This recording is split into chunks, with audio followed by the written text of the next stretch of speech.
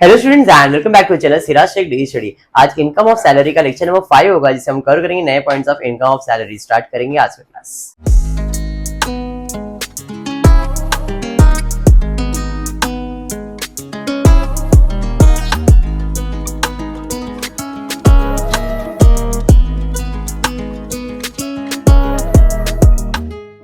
In the previous class income from salary के अंदर मैंने आपको प्रोविडेंट फंड करवाया था, बराबर है।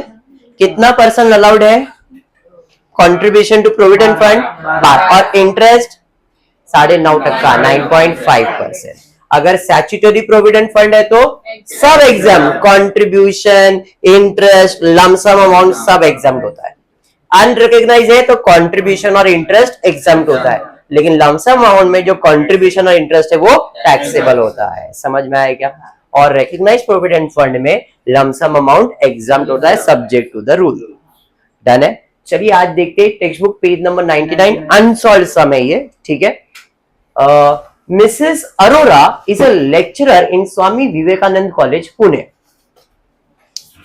किधर कोई कॉलेज में जॉब कर रही है वो, और उसका डिटेल्स दिया गया है। She furnishes you the following details, ठीक है। Computation of income of Mrs Arora, status individual, previous year, ठीक है। आप यहाँ पे कंप्यूटेशन के जगह पे ऐसा भी लिख सकते हो, computation of income from salary, ये भी लिखा तो भी चलेगा, ठीक है क्या।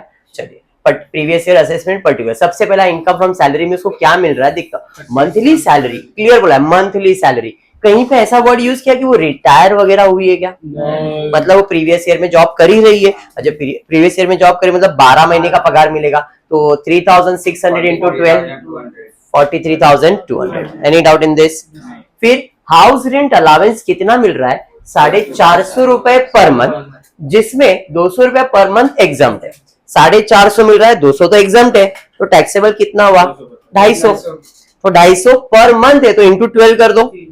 एक ये तरीका है, डायरेक्टली 250 इंटू 12 करके, या तो फिर कितना मिला लेस एग्जाम दिखाएंगे तो भी चलेगा। तो मैंने दिखाया 450 रुपए मिल रहा है, 12 महीने के हिसाब से मुझे मिल रहा है 5400, लेकिन गवर्नमेंट ने मुझे एग्जाम कितना दिया है? 200 रुपए। इसका सेक्शन क्या है? एग्जाम का सेक्शन 10। सब सेक्शन याद हो नहीं हो, जब भी एग्जाम लिखा है तो अंडर सेक्शन 10 तो लिखना ही है। तो लेस एग्जाम अंडर सेक्शन 10, और हाउस रेंट का है 13A, ठीक है। तो एग्जाम अंडर सेक्शन 13A कितना एग्जाम है? 200 रुपए। तो 200 इंटू 12 करोगे 2400 एग्जाम है। इसमें से माइनस करोगे तो जो बच गया वो तुम्हारे लिए टैक्सेबल है। डायरेक्टली 250 इंटू 12 किया तो भी चलेगा, समझा? नेक्स्ट, उसके बाद उसको क्या मिल रहा है? Allowances for looking after evening shift of the college 5। मैं जिस कॉलेज में जॉब कर रही हूँ उसमें शाम का भी कोई बैच चल रहा है, और उसी बैच के अंदर उसको क्या मिल रहा है? एक्स्ट्रा पैसा मिल रहा है। तो ये इनकम फ्रॉम सैलरी होगा ना। कितना मिल रहा है? 500 रुपए पर मंथ। तो 500 इंटू 12, समझ में आ गया। फिर उसके बाद examiner fees from Pune university ₹2000 and from Baroda university 1200 रुपए। क्या ये इनकम फ्रॉम सैलरी है? हाँ या नहीं? वो कोई पुणे यूनिवर्सिटी का कुछ काम किया उसने, और उसको पुणे यूनिवर्सिटी ने 2000 रुपया दिया। उसने बड़ौदा यूनिवर्सिटी का कुछ काम किया, उसको उसने 1200 रुपया दिया। क्या मेरे बॉस ने ये पैसा दिया है क्या? मुझे किसी और से पैसा मिला है। तो सैलरी के अंदर वही इनकम लिखा जाता है जो बॉस आपको देता है। तो ये जो इनकम है ये है तो इनकम, बट ये इनकम फ्रॉम सैलरी नहीं है, ना ये इनकम फ्रॉम बिजनेस है, ना ये हाउस प्रॉपर्टी, ये इनकम फ्रॉम अदर सोर्स है। लेकिन मैं अभी income from salary he calculate कर रहा हूं, इसलिए इसको इग्नोर करूंगा। अगर मैं टोटल इनकम कैलकुलेट करता तो मुझे पता चलता कि इसको इनकम फ्रॉम सैलरी के साथ साथ दूसरा कौन सा सोर्स है? Income from other. जैसे मैंने आपको बताया था, आपका क्वेश्चन में 2 जोड़ी आता है, तो इस क्वेश्चन में इसका जोड़ी क्या है? इनकम फ्रॉम अदर सोर्स भी है, सैलरी के साथ अदर सोर्स भी है। तो अभी अदर सोर्स पे फोकस मत करो, सिर्फ इस पे फोकस करना है, सैलरी पे। तो क्या सैलरी का पार्ट है? नहीं, तो इसको अपन क्या करेंगे? इग्नोर। समझा ये बात? मैंने ऑलरेडी बताया था 5 सोर्स ऑफ इनकम है, 5 में से किसी 2 का जोड़ी बन के आएगा कैलकुलेशन बोर्ड एग्जाम में। अपन वो करने वाले, अभी के लिए हम सिंगल कैलकुलेशन कर रहे हैं, इसलिए अपन ने इसको इग्नोर किया है। और खाली सैलरी पूछा है इसलिए, अगर टोटल इनकम पूछा रहता तो सैलरी भी करते और अदर सोर्स का भी कैलकुलेशन करते। ठीक है, चलिए आगे। Expenditure on book her employment 3,500। Expenditure मैं कैलकुलेट कर रहा हूं इनकम, ये तो है एक्सपेंस, तो क्या एक्सपेंस इधर आएगा क्या? नहीं, हमेशा याद रखो कंप्यूटेशन ऑफ इनकम में इनकम लिखा जाता है, एक्सपेंस नहीं। ठीक है, तो ये एक्सपेंडिचर नहीं आएगा। Profession tax deduct, TDS profession tax किधर जाएगा? डिडक्शन में, एक्सपेंस है ना ये भी, डिडक्शन मिलेगा। Expenditure on attending seminar, expenditure आएगा क्या? You are required to compute income from salaries. समझ में? और कुछ है नहीं, इसका मतलब टोटल करना पड़ेगा। चलिए 43, 47 और 53, 52, 200 गवर्नमेंट, ये लो मेरा सैलरी, गवर्नमेंट ठीक है बेटा, डिडक्शन दूंगा, स्टैंडर्ड डिडक्शन 50,000 पूरा, प्लस प्रोफेशन टैक्स भी डिडक्शन, कितना? 600 रुपए, मतलब 1200 रुपया बच जाएगा शायद, 1600 रुपए बचेगा, 6 ना 16 हो गया। Income from salary, net salary कितना? 1600। Sum complete. क्लियर है? पक्का? चलिए बढ़ेंगे नेक्स्ट क्वेश्चन की तरफ, देखते हैं नेक्स्ट क्वेश्चन क्या दिया है। वही टेक्स्ट बुक में पेज नंबर 99, सम नंबर 2 है, अनसॉल्व्ड सम्स है ये टेक्स्ट बुक के। Compute income of mister Kumar under the head salary for the year and 31 मार्च 2004। पहला दिया है सैलरी, चलो ठीक है टेबल बना देता हूं। सैलरी रिसीव, रिटायर हुआ है क्या? नहीं। अगर ग्रेचुटी, पेंशन, लीव कुछ भी नहीं का सब टैक्सेबल, क्यों? क्योंकि रिटायर नहीं हुआ है। अगर वो रिटायर होता तो हम देखते क्या है, गवर्नमेंट है, नॉन गवर्नमेंट है, क्या वो सब चीजें कैलकुलेशन देखते। अभी के लिए salary receive during the year, per month बोला है क्या? नहीं, तो सैलरी ड्यूरिंग द ईयर 60,000। फिर उसको ट्रैवलिंग अलावेंस कितना मिला? 2,500, टैक्सेबल होता है travelling allowance.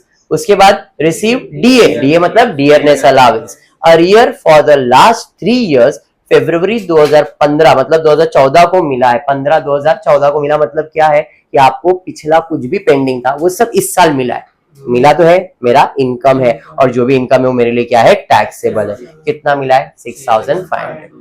Mister Kumar receive entertainment allowance amounting to 15,000 for entertaining the customer on behalf of company. Out of this sum, he spent rupees 11,500. मतलब क्या इसका? कंपनी ने उसे एंटरटेनमेंट अलावेंस का पैसा दिया। कितना पैसा दिया? उसमें से उसने क्या किया? 11,500 का खर्चा किया। किसके लिए? खुद के लिए? उसके कस्टमर के लिए। किसके कस्टमर के लिए? जिसका बिजनेस है उसके। इनकम है? सोचो, इनकम है? नहीं। मैंने 15,000 रुपया दिया, मतलब जा क्लाइंट को घुमा के लेके आ, खिला पिला के लेके आ, पिक्चर दिखा के लेके आ, मैं गया 11,500 का खर्चा किया। इनकम है? क्या बोला? बाकी बचा। बाकी सर कुछ बचा है, क्या बोलता है? इनकम है? हाँ है। हाँ है, ओके। और कोई? महिला मंडल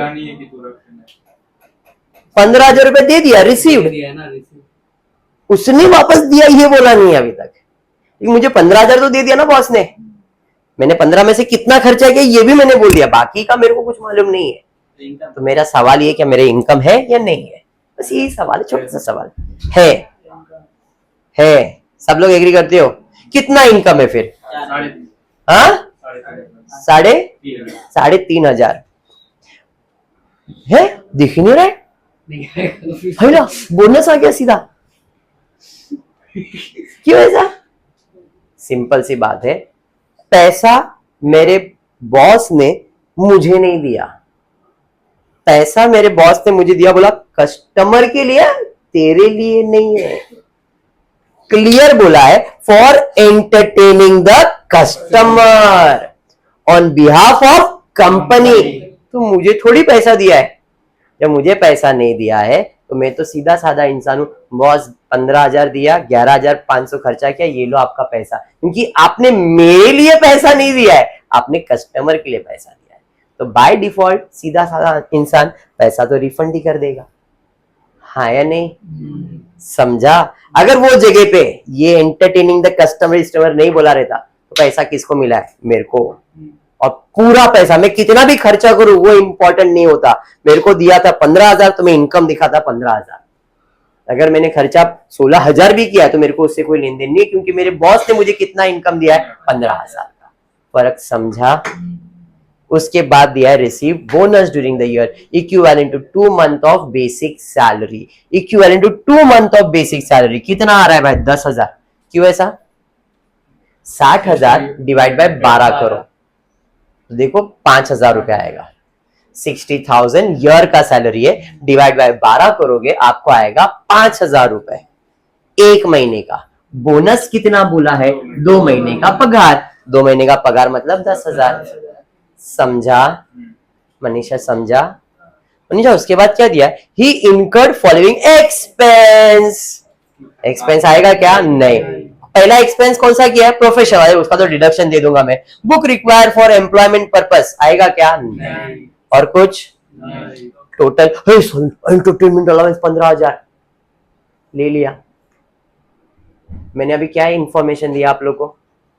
इंफॉर्मेशन मैंने क्या दिया कि एंटरटेनमेंट अलाउंस अगर मेरे लिए दिया है तो मेरा इनकम है, लेकिन अगर कंपनी के लिए दिया तो आएगा क्या? यहाँ पे ये लोग ने एंटरटेनमेंट अलाउंस लिया, उसके लिए एक नोट लिखने वाले अपन, यहाँ पे नीचे एक नोट लिखने वाले, जो एंटरटेनमेंट अलाउंस दिया है it is for personal use. इसके लिए इधर 15,000 लोगों ने दिखाया, बट मेरे हिसाब से 15,000 नहीं है। क्यों नहीं है? क्योंकि यहाँ पे जो एंटरटेनमेंट अलाउंस वो किसके लिए दिया है? कस्टमर के लिए। फर्क समझ में आया क्या? अगर ये बोला नहीं रहता for customer on behalf of company तो पूरा मेरा इनकम होता। मैंने ऑलरेडी एक्सप्लेन कर दिया है, मेरे लोग ने लिखा है, हम लोग एक नोट लिखेंगे कि entertainment allowance for personal use, इसलिए हमने एंटरटेनमेंट अलाउंस लिया है, और टैक्स में ये अजम्पशन ही चलने वाला है। डन? क्लियर? टोटल कर लो कितना आ रहा है 15,000 के साथ 94,000 बराबर है। डिडक्शन गवर्नमेंट स्टैंडर्ड डिडक्शन कितना? 50। Profession tax. एंटरटेनमेंट आएगा क्या?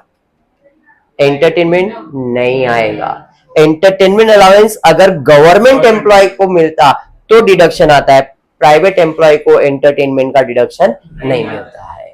समझाइए? चलिए, मतलब 44,000 बराबर 43,400 आएगा ना। 44,000 तो उसमें से 600 कम हो जाएगा, बराबर है। समझा? पॉइंट टू बी नोटेड, यहाँ पे याद रखने के लिए नोट बना के रखना कि एंटरटेनमेंट अलाउंस का जो पॉइंट दिया था कि जो एंटरटेनमेंट अलाउंस मिला है कंपनी ने उसके कस्टमर के लिए दिया है, मेरे लिए नहीं दिया है, तो it can't be your income. तो 11,500 खर्चा किया आपने, मेरे को कस्टमर को खुश करने के लिए बॉस ने पैसा दिया, तो मेरा इनकम नहीं। मैं उसके साथ जाने वाला हूं, उसको हेल्प खाऊंगा, मैं भी उनके साथ ही खाऊंगा, लेकिन मेरा बेनिफिट नहीं है, कंपनी का बेनिफिट है। बट यहाँ पे लिखने का रीजन है कि जो एंटरटेनमेंट है वो अजम्पशन है कि मेरे को दिया जा, तू क्लाइंट को हेल्प कर जा, तेरे लिए, बराबर है, हमारा कस्टमर खुश होगा। तो ये अजम्पशन है यहाँ पे कि एंटरटेनमेंट अलाउंस क्या लिया गया? पर्सनल लिया गया, इसलिए यहाँ पे ऐड किया, बाकी कोई रीजन नहीं है, कोई रीजन नहीं है। ठीक है? यस। तो यहाँ पे हम लोग एक नोट लिखेंगे, एंटरटेनमेंट अलाउंस, यहाँ लिखा नहीं, आपको लिखना है entertainment allowance received by the employee. Entertainment allowance received by an employee is for personal purpose. समझ में आया? Entertainment allowance received by employee is for personal purpose, hence it is taken as income. Understood? पक्का? चलिए total करेंगे। That's it for the day. Hopefully video पसंद आए तो please video को लाइक कर देना, फ्रेंड्स ग्रुप पे शेयर करना, चैनल को सब्सक्राइब करना। Thank you for watching the video.